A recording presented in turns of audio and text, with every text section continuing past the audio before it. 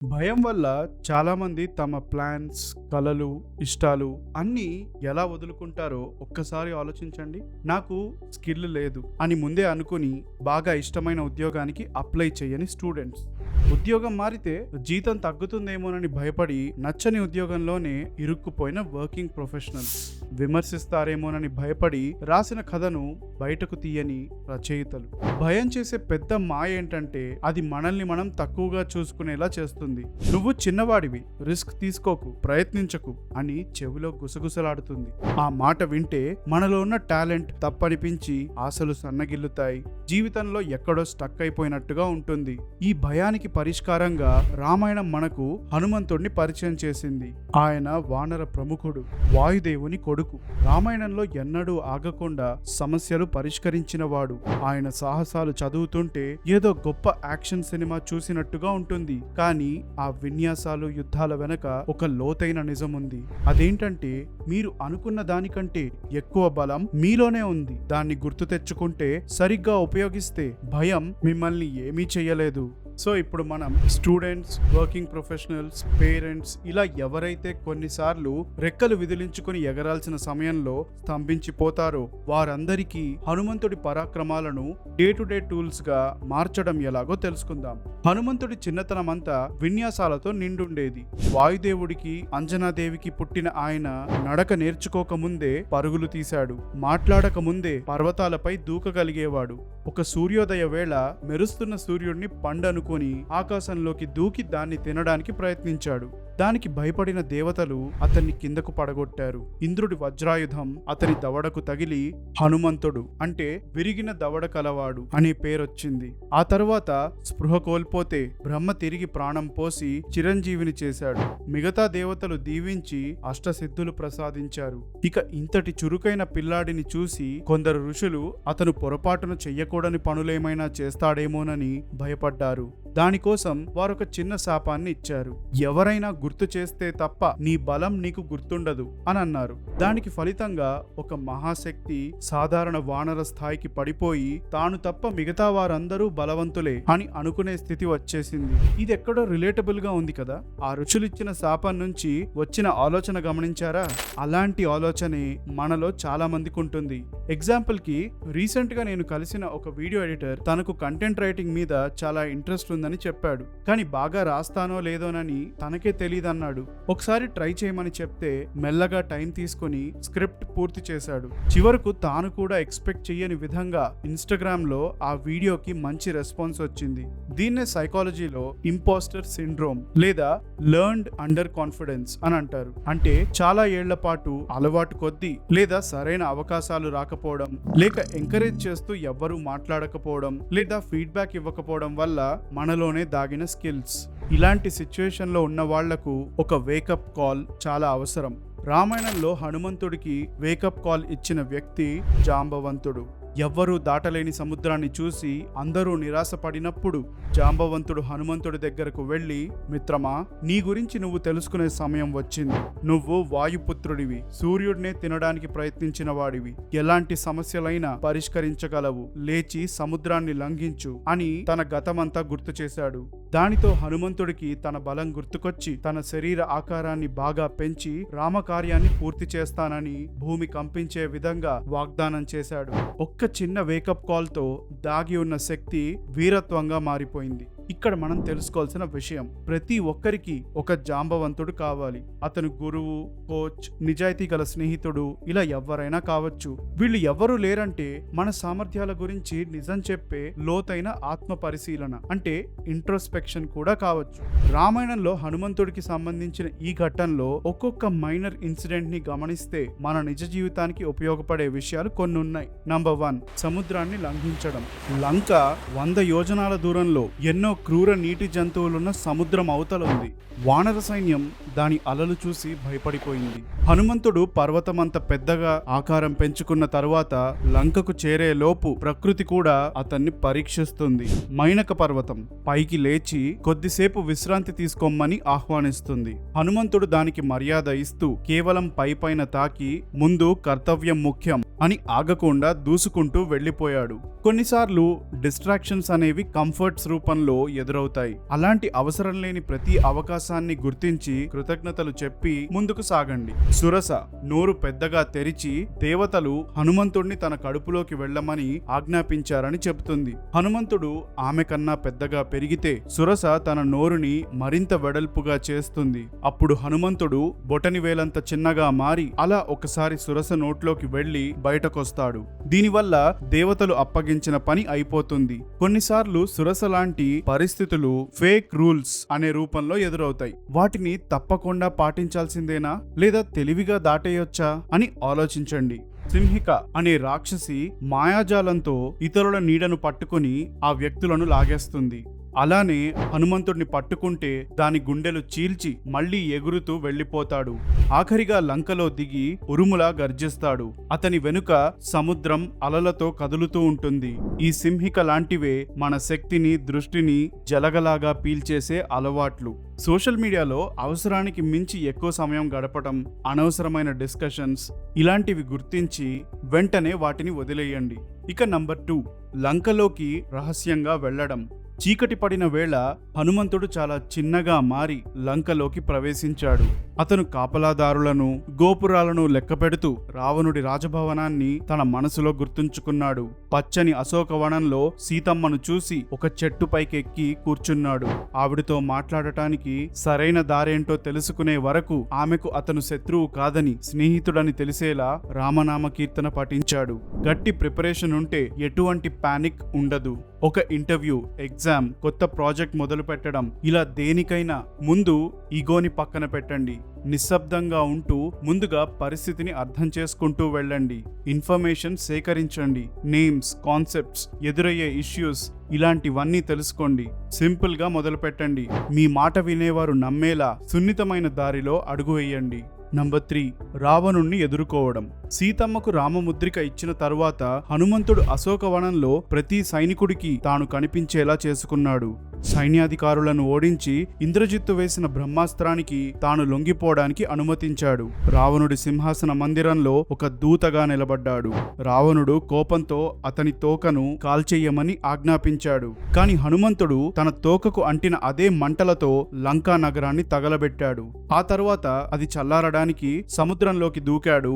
బయలుదేరే ముందు సూర్యుడికి నమస్కరించాడు. మనకు ఎదురయ్యే ప్రాబ్లం ని అవకాశంగా మార్చుకోవాలి. ఇరుకున పడినప్పుడు, ఉద్యోగం పోయినా, నిందలు పడ్డా, ఆఖరికి మీ మాట చెల్లుబాటు కాకపోయినా ఈ 2 ప్రశ్నలు వేసుకోండి.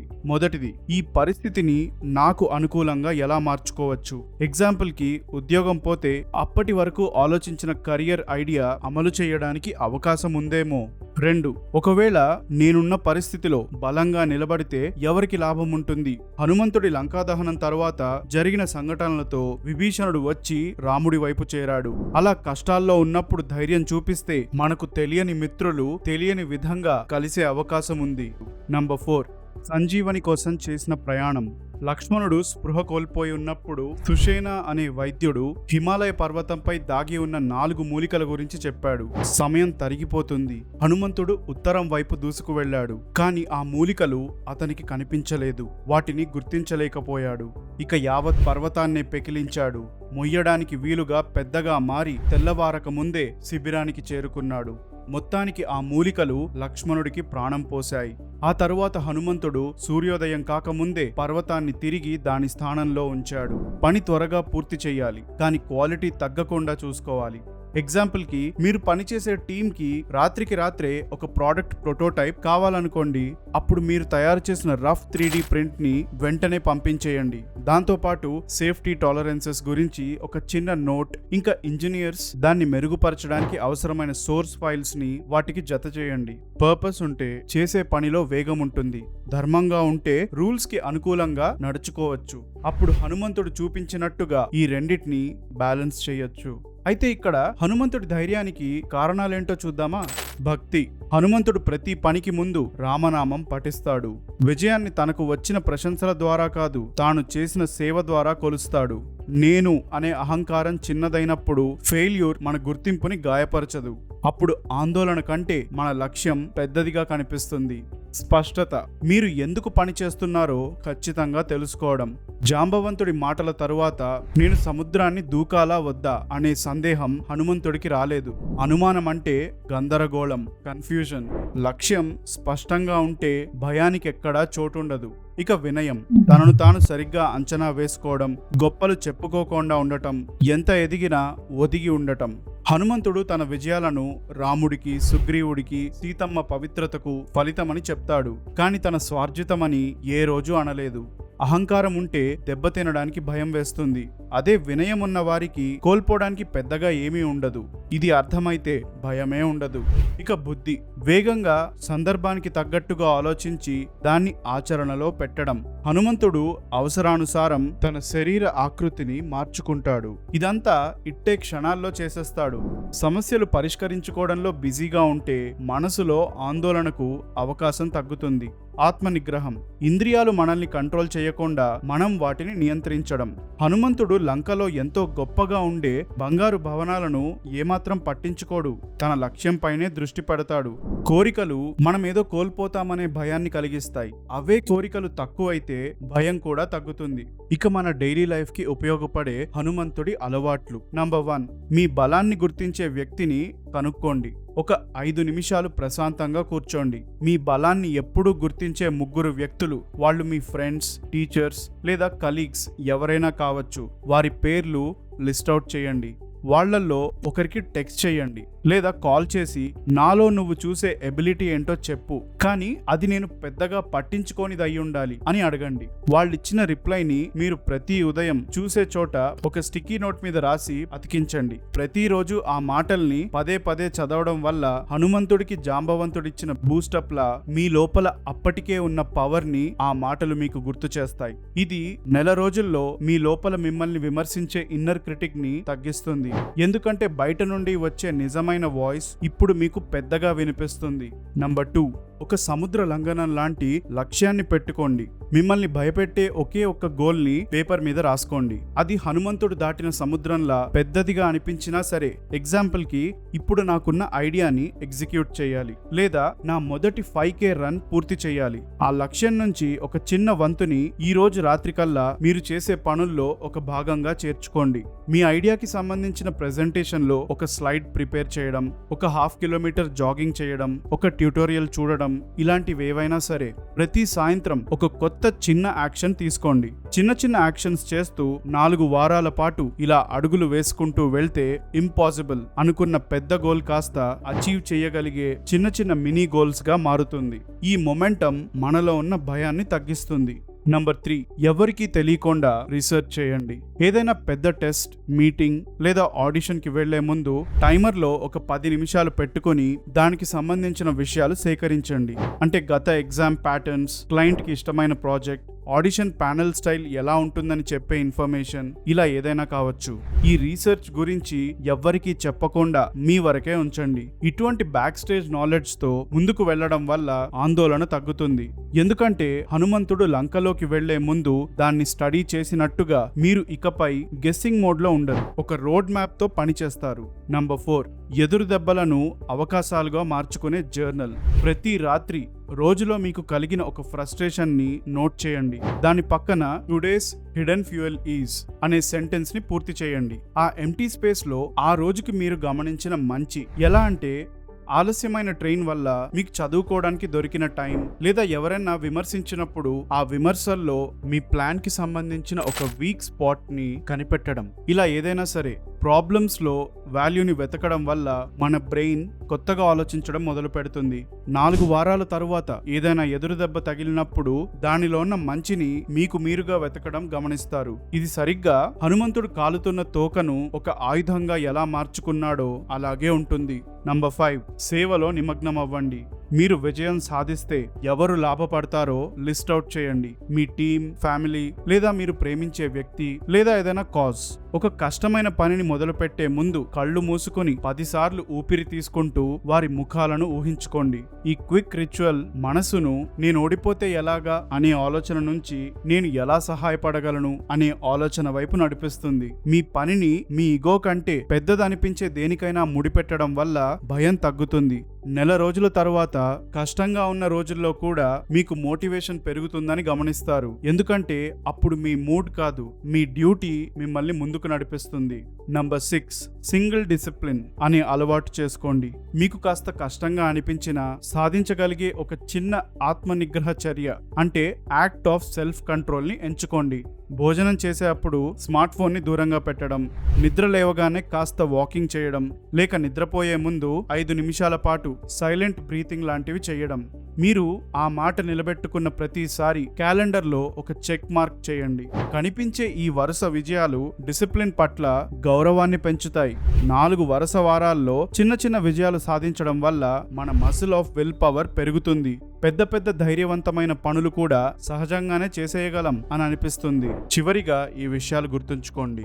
రేపు, వచ్చే నెల లేదా ఏ కొత్త పని మొదలు పెట్టినా భయం మిమ్మల్ని పలకరిస్తూనే ఉంటుంది. కానీ హనుమంతుడి కథ మనకు ఒక క్లియర్ పాత్వే ఇస్తుందని మర్చిపోకండి. మీరెవరో మీకు మీరే గుర్తు చేసుకుంటూ ఉండండి. లేదా మీ జీవితంలో ఒక జాంబవంతుడిని వెతుక్కోండి. మీ లక్ష్యాన్ని రామనామం జపిస్తున్నట్టుగా మీ మనసులో గట్టిగా తలుచుకోండి. పనిలో నిమగ్నం అవ్వండి. సందర్భానికి తగ్గట్టుగా మారండి. అడ్డంకులను తెలివిగా దాటండి. ఎదురు దెబ్బలను మీ ఆయుధాలుగా మార్చుకోండి. ఎప్పుడూ వినయంగా ఉంటూ సేవ చేస్తూ ముందుకు సాగిపోతే మీ విజయాలు మీ ఇగోని పెంచకుండా మీ లక్ష్య సాధనకు సాయపడతాయి. ఇలా చేస్తే కష్టాలనే సముద్రాలు మీకు మీరు నిర్మించుకునే దారులవుతాయి. శత్రువులు చేసే దాడి మీకు వెలుగవుతుంది. మీలో దాగి ఉన్న శక్తి ప్రతిరోజు మీతోనే ఉంటుంది. సో అది ఫ్రెండ్స్ ఇవాల్టి వీడియో. నేను మీ లైఫ్ ఓరామా. తిరిగి కలుస్తూనే ఉందాం.